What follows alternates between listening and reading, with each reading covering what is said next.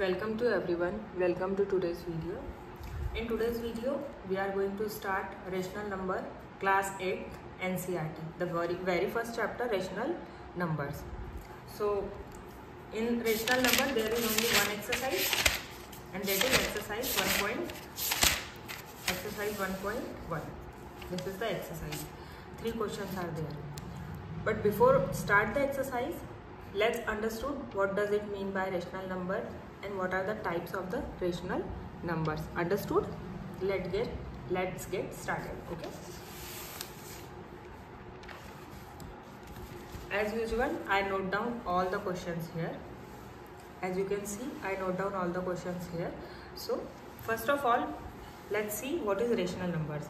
So a rational number is a number that can be expressed as a fraction form of 2 integer. Integer can be anything, -1, -2, 1, 0, anything. Okay, where the denominator is not 0. Denominator is always should be 1, 2, 3 and whatever, but it should not be 0. It is always available in the fraction form.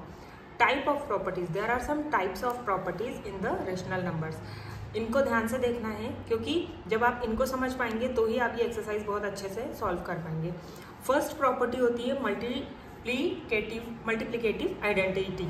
तो multiplicative identity क्या होता है, जैसे यहाँ पे एक variable है, हम उसको जब 1 से मल्टीप्लाई करते हैं तो आंसर में हमें वही मिलता है. क्या मिलता है? a इंटू 1 करेंगे तो आंसर में क्या मिलेगा? a.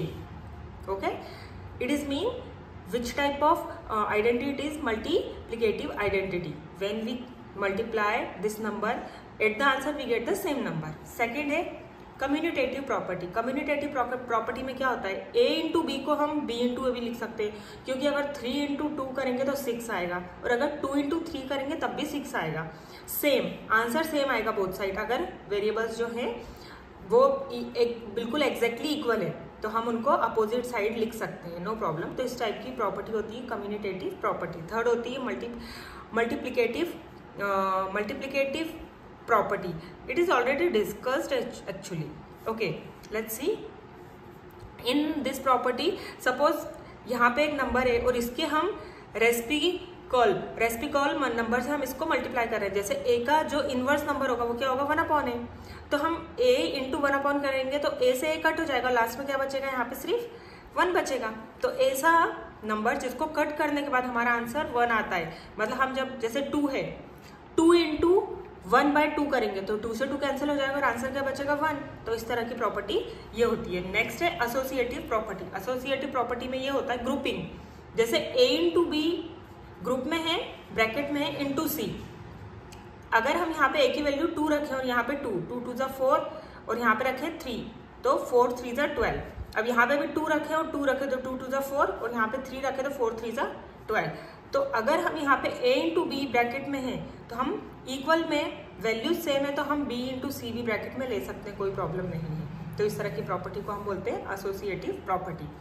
अब नेम द फॉलोइंग. उन्होंने हमें कुछ यहाँ पे एग्जाम्पल दिए हैं. एक्सरसाइज ये हमारी यहाँ से स्टार्ट होती है, एक्सरसाइज 1.1. तो इसका जो पहला क्वेश्चन है वो ये है कि -4/5 into 1 is equals to 1 into 4/5. यहाँ पे पहले 4/5 है, फिर बाद में 1 है, और इस साइड पहले 1 है, बाद में 4/5 है. ठीक है, तो इस सिचुएशन में आंसर 4/5 ही आएगा. तो ये किस तरह की प्रॉपर्टी है? मैंने क्या बोला अभी कि हम a इंटू बी या b इंटू ए कुछ भी ले सकते हैं. तो ये कम्यूनिटेटिव प्रॉपर्टी किस तरह की है? Commutative property. ये वाला जो फर्स्ट है वो कम्यूटेटिव है. नेक्स्ट इसमें क्या बोल रहा है, ये -13/17 है इंटू 2/7. यहाँ पे भी उन्होंने यही किया, -2/7 इंटू -13/17. तो ये किस तरह की प्रॉपर्टी है? यहाँ पे उन्होंने a into B b into A. इसको हम मल्टीप्लिकेटिव आइडेंटिटी भी नहीं, इसको हम क्या बोलेंगे? इसको हम कम्यूनिटेटिव ही बोलेंगे. और यहाँ पे क्या है? a इंटू बी था तो यहाँ पे b इंटू ए हो गया. ये भी कैसी है? कम्यूनिटेटिव प्रॉपर्टी ही है, इसको भी हम कम्यूनिटेटिव ही बोलेंगे.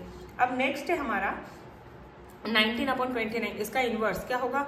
29/19. अब ये 19 से 19 कैंसिल हो जाएगा. ठीक है, ये 29 से 29 कैंसिल हो जाएगा, आंसर में बचेगा 1. तो जिस आंसर में 1 बचता है वो किस तरह की होती है? मल्टीप्लिकेटिव. तो ये किस तरह की? मल्टीप्लिकेटिव. ठीक है, मल्टीप्लिकेटिव प्रॉपर्टी है ये. समझ में आया? अब नेक्स्ट है हमारा tell me which property allows to complete this. अब यहाँ पे ग्रुपिंग हो रही है और मैंने आपको क्या बताया था कि जहाँ पे ग्रुपिंग होती है, जैसे यहाँ पे ग्रुप के अंदर है 6 × 4/3 और यहाँ पे ग्रुप में है 1/3 × 6, तो वैल्यूज चेंज हुई है, बस वैल्यूज चेंज नहीं हुई है, सिर्फ ग्रुपिंग अलग हुई है। जैसे यहाँ पे ब्रैकेट के अंदर अलग वैल्यूज थी, यहाँ पे ब्रैकेट के अंदर अलग वैल्यू, लेकिन आंसर दोनों का सेम ही आएगा। तो ये मैंने बताया था आपको एसोसिएटिव, तो इसका आंसर होगा एसोसिएटिव प्रॉपर्टी, इसका आंसर होगा। ठीक है, अब लास्ट है the product of two rational number is always a rational number.